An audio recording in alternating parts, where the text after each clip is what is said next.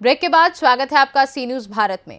संत कबीरनगर लोकसभा क्षेत्र खलीलाबाद से बसपा प्रत्याशी नदीम अशरफ का चुनावी रोड शो आज लाव लश्कर के साथ बगौली, बखीरा, नंदौर, दुर्गजोत, बेलहर कला, भगौसा, सिमरियावा होते हुए चिवंटना पहुंचकर सभा में बदल गया, जहां बसपा कार्यकर्ताओं ने मायावती की पार्टी को मजबूत करने का संकल्प लिया। कार्यक्रम की अगुवाई बसपा प्रत्याशी के भाई सैयद दानिश अशरफ कर रहे थे। जिलाध्यक्ष बसपा झिनकान प्रसाद, मुख्य अतिथि पूर्व विधायक भगवान दास, एमएलसी लालचंद निषाद, राम लॉट अकेला, अमरेंद्र कुमार प्रधान, दानिश, जिला पंचायत सदस्य अख्तर अली खान, डॉक्टर बद्र आलम आदि लोग उपस्थित रहे। सभा के आप विधायक रह चुके हैं और बहुजन समाज उसके व्यवस्थापक रहे हमारे डॉक्टर साहब, अभिन्न मित्र हैं हमारे, और उन्होंने मंच हमको मौका दिया कि अपनी बात कहने का, तो उनका बहुत बहुत शुक्रिया डॉक्टर बद्र आलम साहब का। और हमारे मंचासीन पे जो मंच पे स्थित है हमारे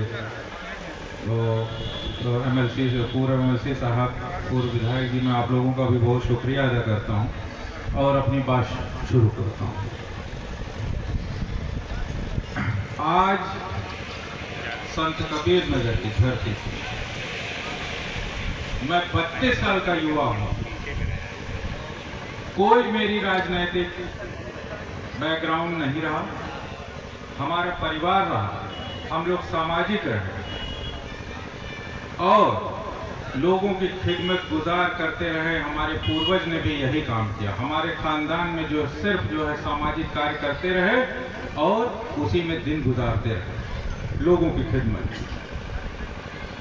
अब जब परिवर्तन आने लगा कि जब राजनीति ने ऐसा मोड़ लिया इस देश में कि समाज सेवा वाले लोग इन लोगों को दबा दिया गया,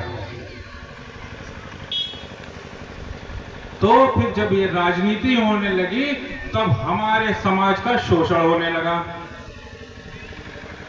शोषण राजनीति से हुई। और क्यों ऐसा हुआ? क्योंकि राजनीति में अच्छे लोगों का आना बंद हो गया। हर आदमी फिर सोचने लगा कि अरे भैया हम क्यों जाएंगे राजनीति करने, जनता तो हमारा वोट ही नहीं देती है, जनता को कितना समझाओ, ऐसा ये सारी बातें होती हैं।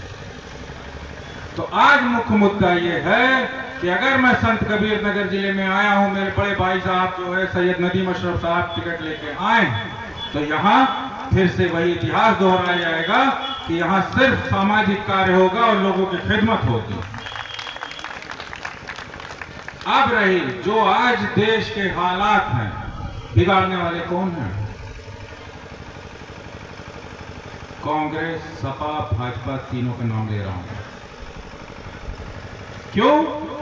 आप लोग पूछोगे कि क्यों? बसपा भी सरकार बनाई हुई है, तो चार बार जब बहन जी हमारी मुख्यमंत्री रही और इतने सदियों से हमारा सरकार चलता रहा, तो आप जाके विकास देखिएगा और सर्व समाज का सम्मान देखिएगा उस पार्टी में। अब आता हूं मुख्य मुद्दे पे। मैं अल्पसंख्यक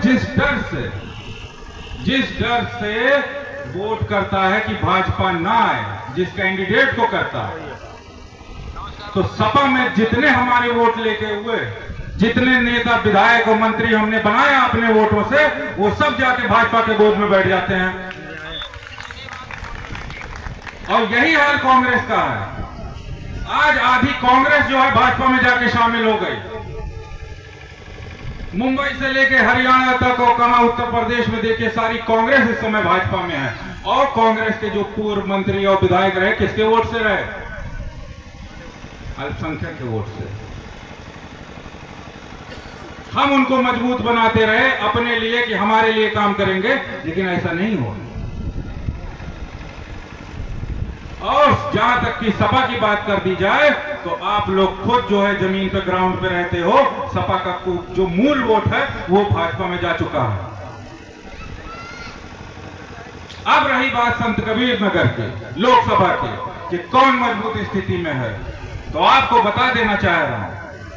6.25 लाख वोट मुसलमानों का है यहां, और 4.5 लाख दलित भाइयों का है, और अन्य वर्गों का सोच लीजिए कितना होगा। कहीं कोई टिक रहा है? नहीं।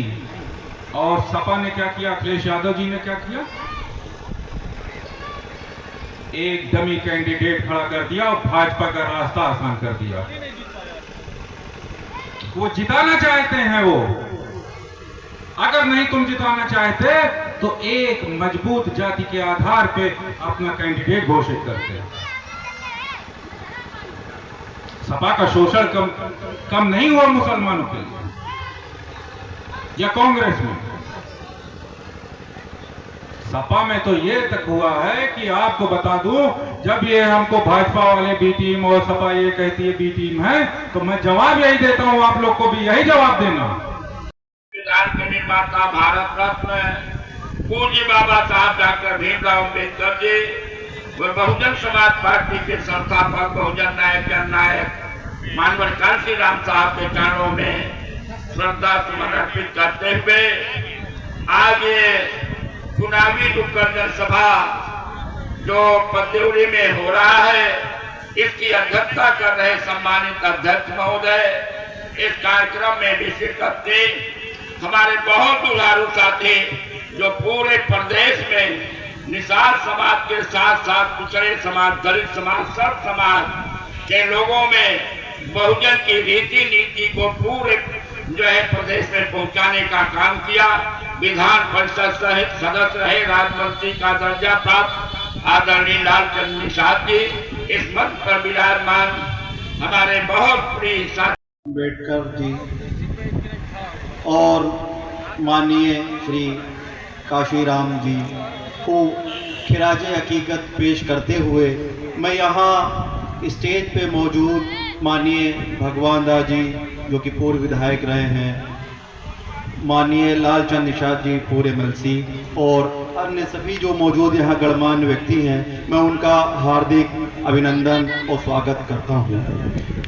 यहाँ मौजूद जो भी दोस्त मुझे सुनने आए हैं, मैं उनका भी स्वागत करता हूँ।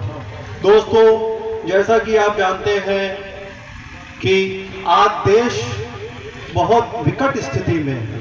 आज देश को बहुत ज़रूरत है अच्छे लीडरों की। आपने देखा है 2014 के बाद देश की कितनी खराब स्थिति हो चुकी है। भाई भाई को लड़ाया जा रहा है, वैमनस्य फैलाया जा रहा है, धर्म की राजनीति हो जा रही है और इसमें बेरोजगारी को बढ़ावा मिलता जा रहा है। शिक्षा की व्यवस्था आप देख सकते हैं कितनी टूट गई है। आज जो भी पढ़े लिखे बच्चे हैं दर दर वो भटकते रहते हैं, नौकरी का अकाल है। तो ये सरकार की सोची समझी चाल है कि लोगों को गरीबी की तरह बढ़ाया जाए और कुछ लोग, चंद जो लोग हैं मुट्ठी भर, उनको देश का सारा पैसा दे दिया जाए। और जैसा कि आप जानते हैं मध्यम वर्ग को एक तरह से षड्यंत्र करके उनको खत्म किया जा रहा है। आप देख रहे हैं सिलेंडर का दाम, अनाज का दाम, सभी कितनी खराब स्थिति में देश चला जा रहा है।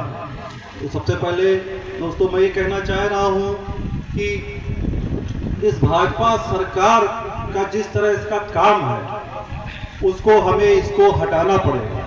उसके लिए बहन जी ने जो विजन दिया हुआ है कि उनके जो भी प्रत्याशी यहाँ पे हैं उनको जिता के आप संसद में भेजिए ताकि हम जो है अल्पसंख्यकों की, दलित भाइयों की, शोषित समाज की लड़ाई हम लड़ सकें। दोस्तों, क्या बेरोजगारी की स्थिति आप देख रहे हैं किस तरह की बढ़ती चली जा रही है। आज देश की हालत यह है कि लोग विदेश में जाके जो नौकरी करना चाह रहे हैं, अभी आपने कुछ महीने पहले देखा होगा कि वो इजराइल में जो लोग नौकरी करने गए, इजराइल और फिलिस्तीन का युद्ध था तो उन्होंने वहां पे। संत कबीरनगर से सी न्यूज़ संवाददाता मोहम्मद नईम की रिपोर्ट। फिलहाल इस खास रिपोर्ट में बस इतना ही। वक्त एक छोटे से ब्रेक का। ब्रेक के उस पार खबरों का सिलसिला लगातार जारी है। आप देखते रहिए सी न्यूज़ भारत।